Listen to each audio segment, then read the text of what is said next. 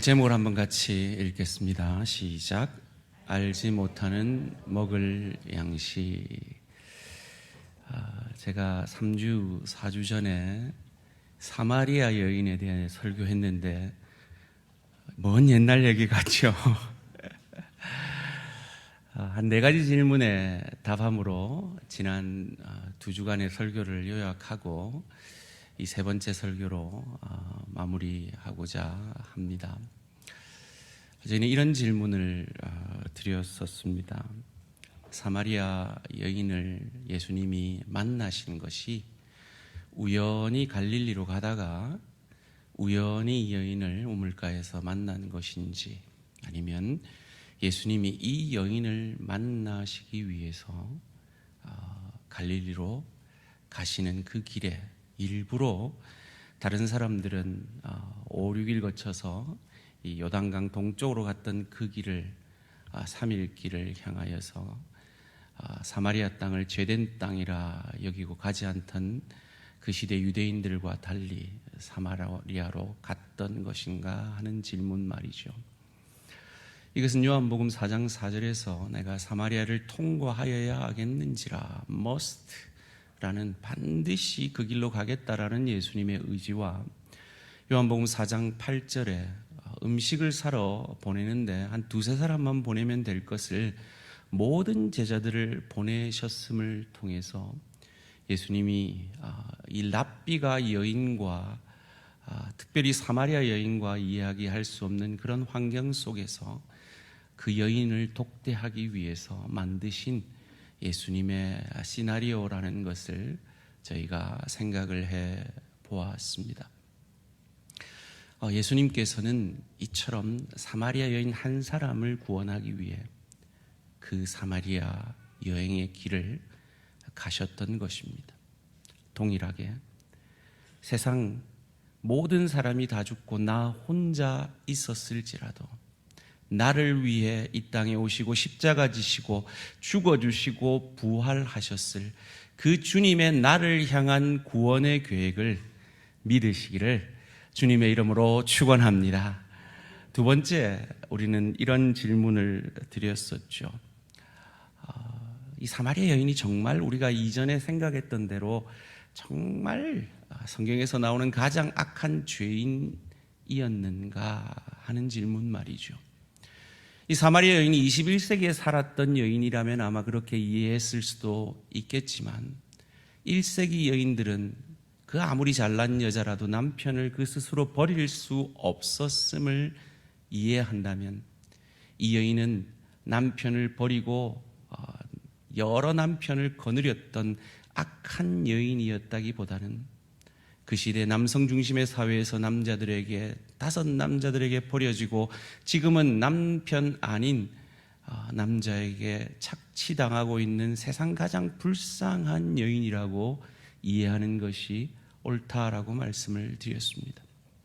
그런 세상 가장 불쌍한 사마리아 여인에게도, 그리고 3장에 나오는 유대인 가운데 가장 잘난 니고데모라는 사내들인 공의회 회원이었던 그에게도 무엇이 필요했었습니까? 복음이, 예수님의 사랑과 은혜가 필요했다는 것입니다. 이 자리에 아주 잘난 사람도, 그리고 내가 참 못난 자라고 생각하는 분들이 앉아 계실 것입니다. 혹 여러분 가운데 아직까지 예수 그리스도를 나의 구주, 나의 하나님으로 영접하지 못하셨거나 예수님을 인격적으로 구세주로 만나지 못한 분이 계시다면, 이 복음이 필요하지 않을 만큼 잘나고 부유한 자도 없고 복음을 받지 못할 만큼 못나고 가난한 자도 없음을 믿으시고 이 복음을, 그리스도 예수를 나의 구주, 나의 하나님으로 받아들이시고 믿으시기를 주님의 이름으로 축원합니다. 3번째로 저희는 이런 질문을 드렸습니다. 영과 진리로 예배한다는 건 어떤 의미입니까? 이전 개역 성경에서는 신령과 진정으로 나의 진정성과 나의 열심을 다하는 그 예배를 하나님이 받으신다라고 이해를 했는데, 개역 개정에서는 영과 진리로 예배한다 그랬습니다. 이것이 어떤 의미라 그랬습니까? 여기서 진리라는 이 단어의 의미를 살펴보면 그 의미가 분명해진다 그랬습니다. 헬라어 뭐라고요? 알레테이아, 본질, 실체라는 뜻입니다. 성전이 하나님을 만나는 것이고 그 제사가 하나님께 나아가는 길이었다면, 그리고 그 그림자와 예표가 아직도 유효하다면 우리는 여전히 이 예배 가운데 양을 잡아야 할 것입니다. 그리고 이 대양교회에서 예배 드리면 안 됩니다. 예루살렘 성전에 가서 예배를 드려야 합니다. 그런데 우리는 그러지 않고 있습니다. 왜입니까? 본질이고 실체이신, 성전이 상징하고 제사가 상징하는 그 본질이요 실체이신 예수 그리스도가 이미 이 땅에 오셔서 우리를 위해 단 한 번 완전한 제사를 통해 우리의 과거, 현재, 미래의 모든 죄를 사해 주시고, 그 예수 그리스도를 자기 죄 때문에 죽은 자라 아니하고 내 죄 때문에 죽은 나의 주, 나의 하나님으로 고백하는 저와 여러분에게 우리 자신이, 그분이 거하시는 우리가 성전되게 하셨기에 우리의 전 삶이 하나님 앞에 드려지는 예배가 되었음을 믿으시기를 주님의 이름으로 축원합니다. 그래서 여러분이 혹 이 시간에 좀 졸리고, 지난 한 주간에 뭔가 여러분이 저지른 어떤 범죄함 때문에 하나님 앞에 찔린 상태에서 설교도 제대로 안 들리고 뭔가 예배를 신령과 진정으로 드리지 못할지라도 여러분 심령 가운데 여러분을 위해 구원하여 주신 예수 그리스도를 믿는 믿음으로 이 자리에 나와 계시다면, 저와 여러분이 드리는 이 예배를 하나님이 기뻐 연락하심을 믿으시기를 주님의 이름으로 축원합니다.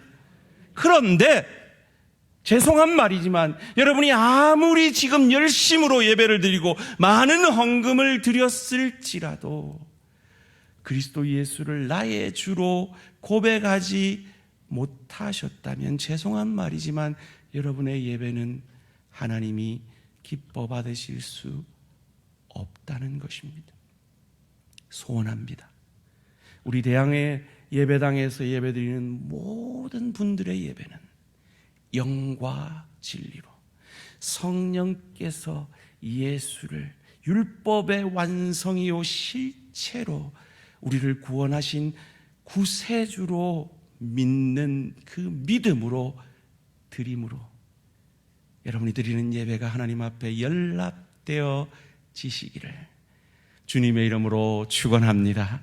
마지막으로 예수를 메시아 그리스도 구세주로 만난 사람에게는 어떤 변화가 일어남을 이 사마리아 여인은 잘 보여주고 있죠. 물동이를 던져두고 그가 만나기 싫어서 아무도 우물가에 나오지 않는 그 떼약볕이 가장 강렬한 정오에 홀로 우물가로 나아갈 만큼 만나봐야 저 5번이나 쫓겨난 여자, 지금도 남편하고 안 사는 저 여자라고 손가락질할 그 마을 사람들에게 나아가서 내가 메시아를 만났다라고 전도하게 되어지는 그 역사를 만들어내는 것이 복음의 역사임을 믿으시고, 그리스도를 만나셨습니까?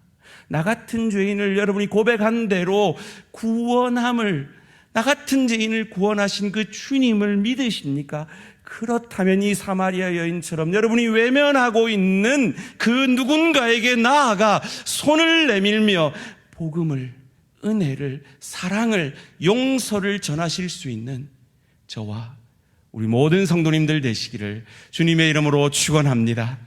오늘은 이 사마리아 여인의 이야기를 마무리하면서 세상 사람들이 혹 교회 나오는 사람들조차도 오해할 수 있는 하나님에 대한, 예수님에 대한 2가지 오해를 답함으로 그리고 그 오해를 넘어서서 하나님이 어떻게 일하심을 말씀을 통해 확인함으로 은혜를 받고자 합니다.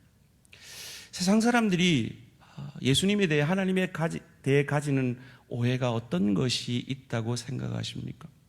저는 오늘 본문 가운데 이 사마리아 여인이 가졌던 그 오해가 세상 사람들이 가지는 오해와 같지 않나 하는 생각이 듭니다. 첫째는 하나님은 우리를 손해보게 하시는 하나님이다라는 것이죠. 마치 이 사마리아 여인이 홀로 있고 싶어서, 아무도 만나기 싫어서 홀로 우물가에 왔는데 그곳에 유대 랍비 남자가 있는 겁니다. 얼마나 귀찮았을까요? 얼마나 싫었을까요? 그런데 그 유대 랍비가 말합니다.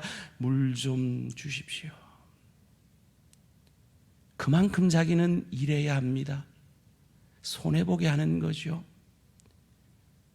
세상 사람들이 혹 믿는 자 가운데서도 하나님은 우리를 손해보게 하시는 분이 아닌가라고 의심합니다. 여기에 대해 답해 보기를 원합니다. 두 번째로, 하나님에 대한 세상의 사마리아 여인의 오해는 하나님은 우리에게 죄책감을 주시는, 정죄하시는 하나님이라는 거죠. 이 사마리아 여인에게 예수님이 뭘 말씀하셨습니까? 남편 데려와라. 남편 없습니다. 그래, 이게 남편 5이 있었지만 지금 사는 남자는 네 남편이 아니다라고 그 여인의 과거를 폭로합니다. 마치 우리가 말씀을 들을 때 찔림을 가지고 정말 죄책감 가운데, 정죄감 가운데 말씀을 들을 때가 있는 것처럼 말이죠. 정말 하나님은 우리를 죄책감을 갖게 하고 정죄하시는 하나님일까요? 이 두 가지 질문에 답하고 이 두 가지 질문에 답을 뛰어넘는 하나님의 사랑의 일하심을 확인해 보고자 합니다.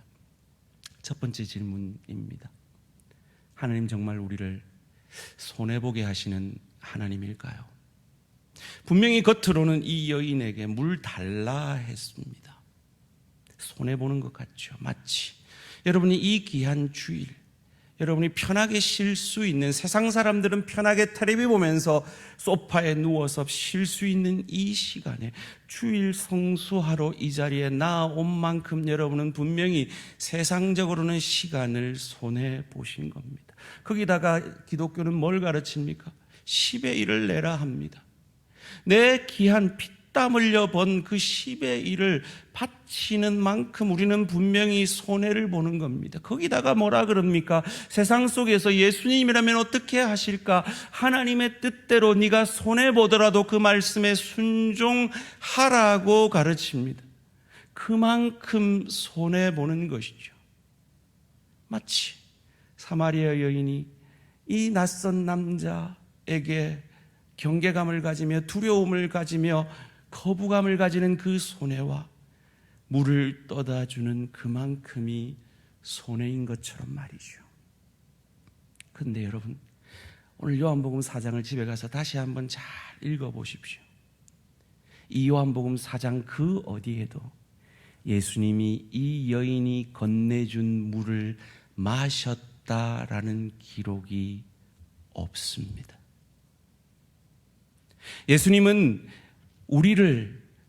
우리에게 뭔가를 얻어내어서 우리를 손해보게 하시기 위해서 우리에게 무언가를 요구하시는 하나님이 아닙니다. 이 여인에게 영생을 주기 위해 그 말문을 트는, 마치 우리 토요전도대가 전도하려고 붕어빵을 들고 나가는 것처럼 그것이 도구가 되어지기 위해 물 달라 한 것이지, 이 물을 얻어 그 여인에게 손해를 끼치려고 한 것이 아닙니다. 마치 우리에게 주일 성수에서 우리의 시간을 뺏으려는 것이 아니라 이 주일 성수를 통해 저와 여러분을 하늘 축복을 주시기 위함처럼 말이죠. 10의 1을 우리에게 갈취하려는 것이 아니라 내가 너희의 인생을 얼마나 책임지는지 이것으로 나를 시험하여 보라 하시는 것처럼 말이죠.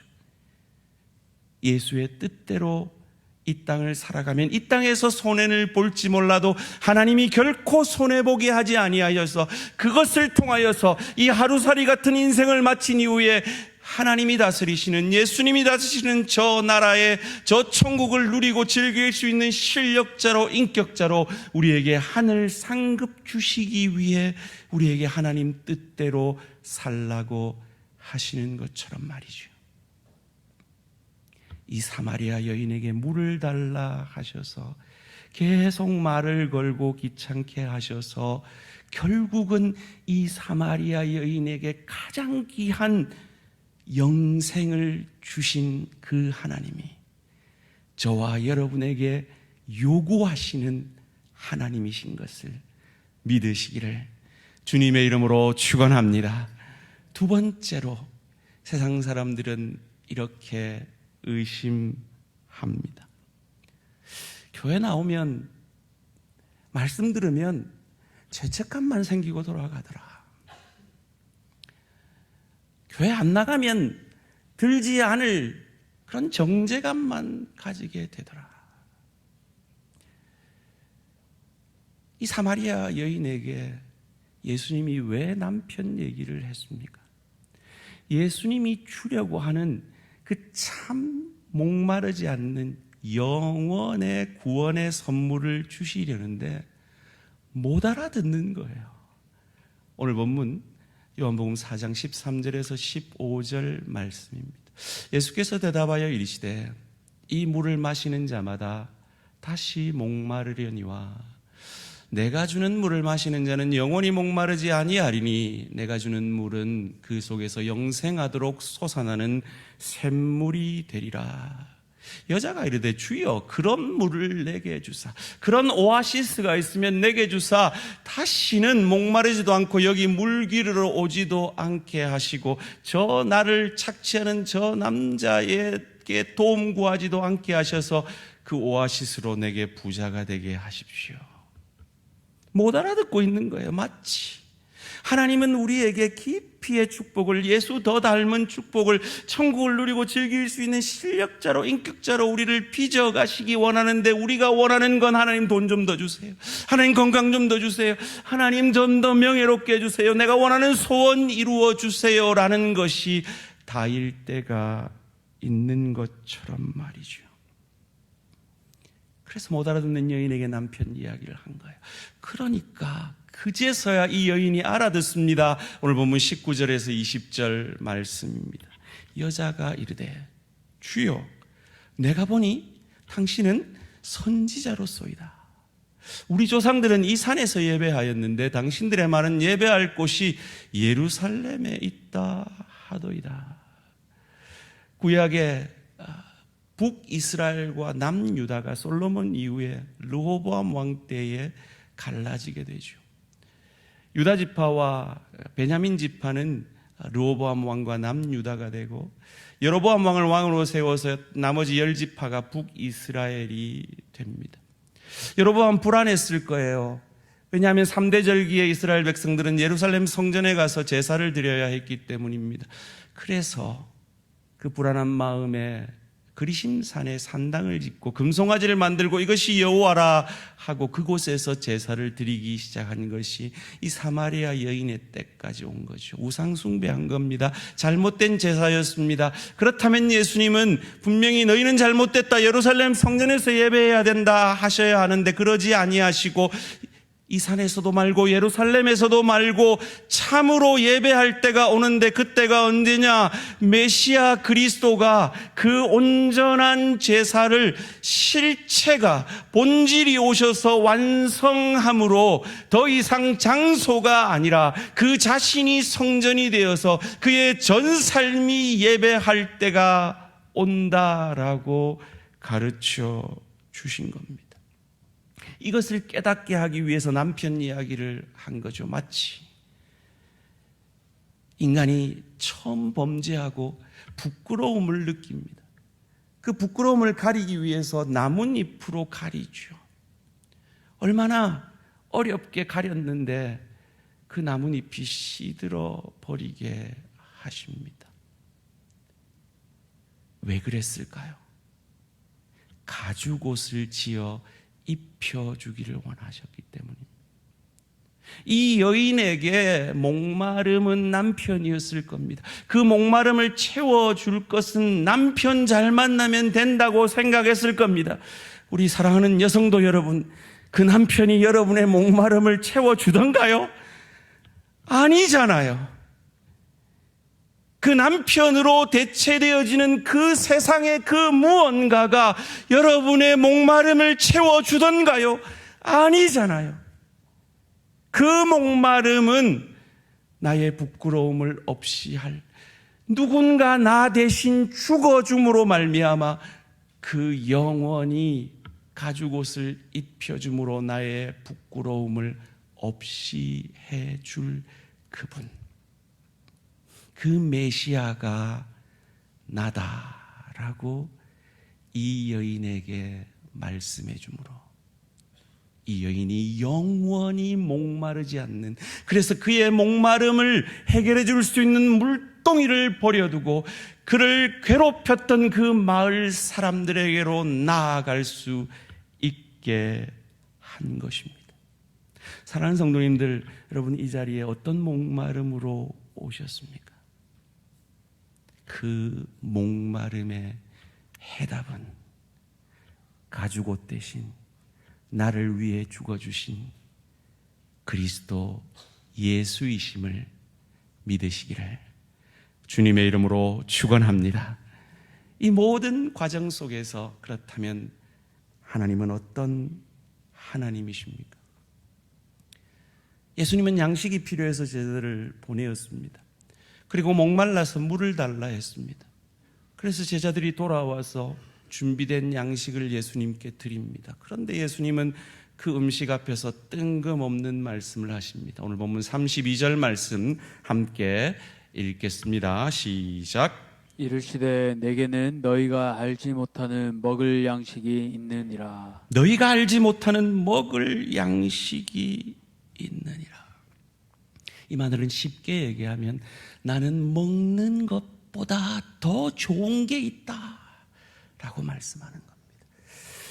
그럼 제가 미국 살 때 한국을 잠시 이렇게 방문을 하면 제일 이해가 안 됐던 게요, 저는 동네 짜장면 집 가서 짜장면만 먹어도 그렇게 맛있는데 한국 사람들은 2시간을 차를 운전해가지고 맛집을 찾아가가지고 정주영 회장이 먹었던 국수입니다 하고 저를 사주더라고요.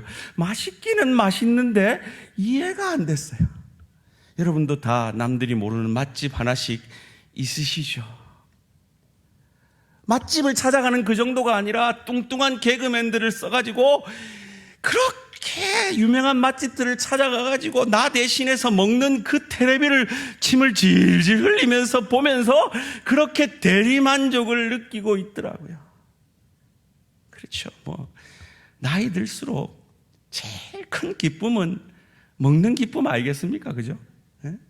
이해는 합니다. 요즘 누가 맛집 데려가면 저도 감사하며 먹기는 합니다만은, 예수님은요, 너희 그렇게 좋아하는 맛집 있지, 너희 인생에서 가장 즐거워하는 그 무엇 있지, 그것보다 나는 더 큰 즐거움이 있어.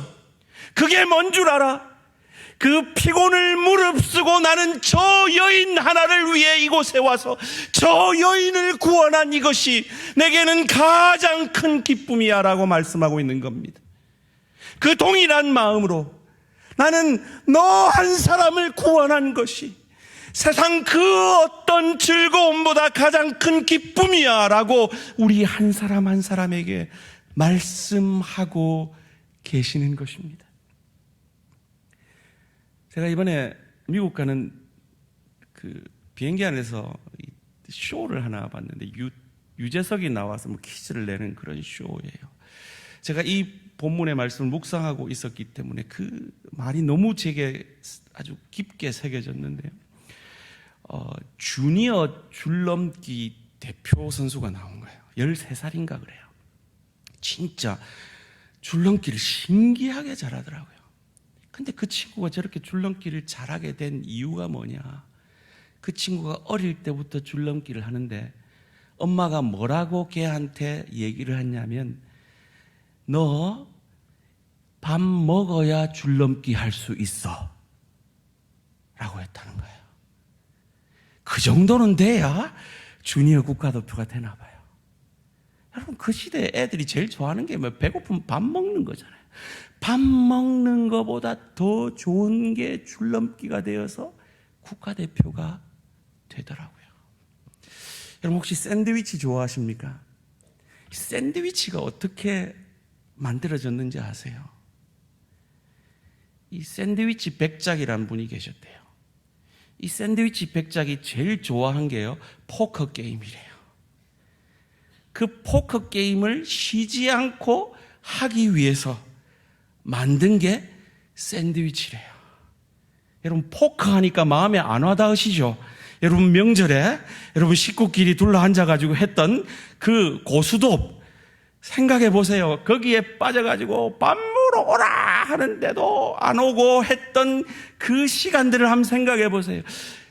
여러분이 뭔가 기뻐하고 그거면 즐거워하는 그 무엇보다 하나님은 무엇을 기뻐하시느냐?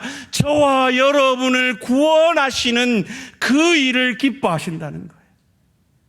그것 때문에, 그 하나님의 열심 때문에 저와 여러분이 여기까지 왔음을 믿으시기를 주님의 이름으로 축원합니다.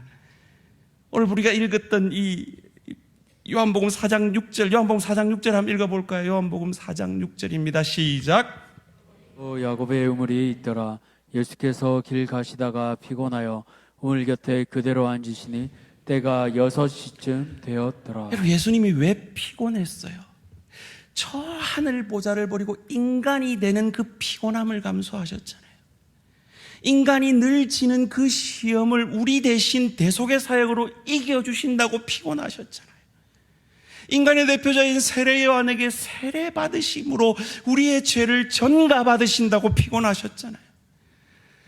죽으실 수 없는 죄 없는 그분이 십자가상에서 우리 죄를 전가받으셔서 그 하나님의 우리 죄를 향한 그 저주를 오롯이 홀로 받아 십자가에 죽어주시느라 피곤하셨잖아요. 그리고 사흘 만에 그 죽음을 이기고 부활하시느라 피곤하셨잖아요. 그 일을 이 여인을 위해 하고 계신 거란 말이에요. 여기서 이 6절에 피곤이라는 단어가요, 이어지는 38절에 동일하게 나오는데 그 의미가 이렇습니다. 여러분, 피곤이라는 단어와 어떤 단어가 똑같은 단어인지 한번 짐작을 해보세요. 어떤 단어일까요? 노력이라는 단어입니다. 예수님은 이 여인을 구원하시기 위해 그 피곤을, 그 노력을 감수하셨습니다. 동일하게 말 안 듣는 저와 여러분을 여기까지 구원하여 인도하시느라 주님은 하나님의 열심으로 노력하셨던 겁니다. 저와 여러분을 여기까지 이끄시는 건 아마 예수님이 십자가 지는 것보다 더 힘든 시간이었을까요? 왜냐하면 저와 여러분은 그냥 자연인이 아니었어요. 요한복음 8장 44절에 우리의 존재됨을 이렇게 표현합니다. 너희는 너희 아비 마귀에게서 났으니. 우리는 마귀의 것이었어요. 마귀에게서 뺏어와서, 우리는 로봇가 아니에요. 우리를 설득하고 우리를 어루고 설루어서 여기까지 인도하신 거죠. 무엇 때문에요? 아버지의 뜻을 이루기 위해서요. 요한복음 6장 38절 39절 함께 읽습니다. 시작. 내가 하늘에서 내려온 것은 내 뜻을 행하려 함이 아니요 나를 보내신 이의 뜻을 행하려 함이니라. 나를 보내신 이의 뜻은 내게 주신 자 중에 내가 하나도 잃어버리지 아니하고 마지막 날에 다시 살리는 이것이니라. 여러분, 한 사람을 잃어버리지 않기 위해 하나님은 피곤하셨어요. 노력하셨어요. 하나님의 열심으로 일하셨어요. 여기서 이 노력이라는 단어는요, 이 전투를 해서 지치고 피곤한 상태를 얘기해요. 하나님은 영적 전쟁을 감당하신 겁니다. 그리고 구원하셔서 우리가 말 잘 듣나요? 말씀을 듣는데 예, 아멘, 오케이, 바로 순종, 우리가 이렇게 했나요? 아니잖아요. 어떻게 했나요? 너 이거 말 들어? 우리 부모들이 애들한테 하듯이 했잖아요. 너 들어? 셋 셀 거야? 하나, 둘 반, 둘 반의 반, 둘 반의 반의 반의 반, 반의 반의 반의 반의 반. 이러면서 우리를 기다리시고 참아주시고 오랫동안 이끌어 주셔서 우리가 겨우 여기까지 와서 앉아 있잖아요. 여러분, 이 사마리아 여인이 얼마나 까칠했습니까? 그 까칠한 여인을 유대인 랍비가 참아줬어요. 설득하면서. 그것이 바로 저와 여러분을 향한 하나님의 사랑이라는 겁니다. 여러분, 여러분의 자녀가 어떻게 여러분의 자녀가 되었습니까? 부모가 오래 참고 기다려 주었기 때문 아닙니까? 제가 이 설교를 준비하기 위해서 몇 주를 기도하고 연구하고 준비하고 지금 선포하고 있지만, 솔직히 얘기하면 이건 마치 콩나물에 물 주듯이 쑥 빠져나갈 거 아니에요. 골로 새버릴 거 아니에요. 그 뭐 저 설교뿐만 아니라 여러분 평생 그랬잖아요. 그런데 신기하게 하나님이 하나님의 열심으로 그런 우리를 빚으셔서 여기 이 자리까지 인도해 내셨더란 말이에요. 그 하나님의 열심이 이 사마리아 여인을 향한 열심이고 저와 여러분을 향한 열심이기에 우리가 아무리 넘어지고 우리가 아무리 쓰러지고 우리가 지금 하나님 앞에서 너무나 보잘것없고 죄책감 가운데 이 자리에 앉아 있을지라도 우리의 구원이 확실하며 하나님께서 우리를 그 구원의 완성까지 우리를 붙들고 인도하실 것임을 믿으시기를 주님의 이름으로 축원합니다. 하나님이 그 일을 오늘 사마리아 여인들에게도 하고 있습니다. 40절 말씀입니다. 사마리아인들이 예수께 와서 자기들과 함께 유하시기를 청하니 거기서 이틀을 유하시면서 뭐 하실까요? 제자 훈련하는 거예요. 그래서 우리 교회도 뭐 한다고요? 제자 훈련하는 거예요. 예수님처럼 말이죠. 결국 우리가 전도한다는 건 내가 어떤 노력을 해서 사람을 구원하는 게 아니에요. 그래서 오늘 본문 38절 39절 오늘 본문의 핵심입니다. 함께 읽습니다. 시작. 내가 너희로 노력하지 아니한 것을 거두러 보내었노니 다른 사람들은 노력하였고 너희는 그들이 노력한 것에 참여하였느니라. 말이 내가 행한 모든 것을 그가 내게 말하였다 증언하므로 그 동네 중에 많은 사마리아인이 예수를 믿는지라. 겉으로 보기에 이 사마리아 여자가 그들을 구원한 것 같아요. 사마리아 여인이 한 게 뭐 있어요? 나 메시아 만났다, 이거밖에 없잖아요. 그 노력은 누가 했어요? 하나님이 하신 거예요. 우리의 전도는 그 노력에 동참되어짐으로 그 하나님과 함께 기뻐하게 하는 것입니다. 그 결과가 무엇입니까? 41절 말씀입니다. 예수의 말씀으로 말미암아 믿는 자가 더욱 많아. 이어지는 본문이 뭘 얘기합니까? 이제 내가 네 말 때문에 믿는 것이 아니라 말씀 때문에 믿게 되었다. 이 역사가 우리 대한가족의 전도를 통해 이전으로 나아오는 새로운 영혼들에게 있어지기를 주님의 이름으로 축원합니다. 사랑하는 성도님들, 여러분 복음 한 번 듣고 이 자리에 앉아 계십니까? 아니지 않습니까? 여러분이 믿는 가정에서 태어났다고 해서 억지로 강제로 부모 눈치 보면서 종교생활 하다가 어느 순간 그 콩나물에 물 빠지듯이 빠져나가던 그 은혜를 통해 여러분이 여기까지 하나님의 열심으로 오시게 된 것 아닙니까? 하나님의 오래 참고 기다려주심처럼 마치 우리 부모의 우리를 향한 오래 참고 기다려주심 때문에 우리가 잘 자랐듯이 말이죠. 그렇다면 우리도 그 누군가에게 그러해야 할 줄 믿습니다. 여러분, 아직 믿지 않는 여러분의 가족들에게 그러하시기를 주님의 이름으로 축원합니다. 아직도 말 안 듣는 여러분의 VIP들에게 이 예수님의 마음을 더욱 가지시기를 주님의 이름으로 축원합니다. 왜냐하면 우리에게는 예수님처럼 세상이 알지 못하는 먹을 양식이 있기 때문입니다. 저는 이 예수님이 고백한 세상이 알지 못하는 먹을 양식을 가진 자들을 화요일마다 봅니다. 화요 전도대 나갔다가 돌아오시는 그 전도대원들의 얼굴에서 저는 그 기쁨을 봅니다. 어제 토요 전도대가 시작했는데요.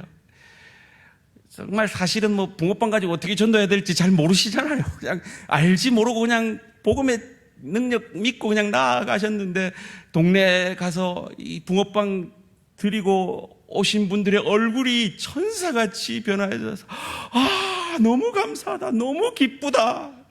무슨 말입니까? 나는 세상이 알지 못하는 먹을 양식이 있다. 세상 가장 기쁜 것보다 더 큰 기쁨이 있다라고 고백하시는 것이요. 저는 직접 보지 못했지만 이 기쁨을 지난 바자회에서 섬기던 우리 권사님, 집사님들에게서 저희 아내가 봤다라고 제게 전화로 알려주었습니다. 파스를 덕지덕지 붙이고 파스 냄새 풍기면서 세상이 알지 못하는 그 기쁨, 복음을 위해서 드리는 그 헌신, 그 세상이 알지 못하는 기쁨을 우리 모든 대한가족들이 누리시게 되기를 주님의 이름으로 축원합니다. 오늘 주일 우리 교회 곳곳에서 섬기는 그 봉사자들이 바로 이런 기쁨으로 섬기는 자들인 줄 믿습니다. 우리 장로님 기도하신 대로 스승의 주일인데요, 특별히 우리 교사들에게 이 세상이 알지 못하는 양식의 기쁨이 더욱 넘치게 되시기를 주님의 이름으로 축원합니다. 그리고 제 입으로 말하기는 그렇지만 정말 세상이 알지 못하는 그 양식 때문에 전 삶을 드리는 교역자들의 그 헌신에 대해서도 여러분이 알아주시기를 주님의 이름으로 축원합니다. 저는 새벽마다 그런 분들을 만납니다. 제가 저분 같으면 그냥 잠 좀 더 잘 텐데, 나는 잠보다 기도가 좋아라고 새벽을 깨우는 그분들. 내가 저분 같으면 그냥 수요일 날 쉬겠는데 수요일 기도에 나오고 금요일 기도에 나와서 기도하는 그 기쁨이 세상이 알지 못하는 양식이라고 고백하는 그들을 만납니다. 그리고 저는 여러분의 얼굴에서 그것을 봅니다. 지금 이 시간 그냥 세상 사람들은 다리 쭉 뻗고 소파에 앉아서 가자 부스러기 흘리면서 쇼프로 보면서 낄낄거리며 웃을 수 있는 그 시간에 나는 그 기쁨보다 더 귀한 기쁨을 안다라고 예배의 자리로 나온 여러분들, 그 기쁨이 여러분을 감동하여서 그 기쁨의 영역이 여러분의 가정으로, 일터로, 주의 교회로, 사역으로 넓어지게 되시기를 주님의 이름으로 축원합니다.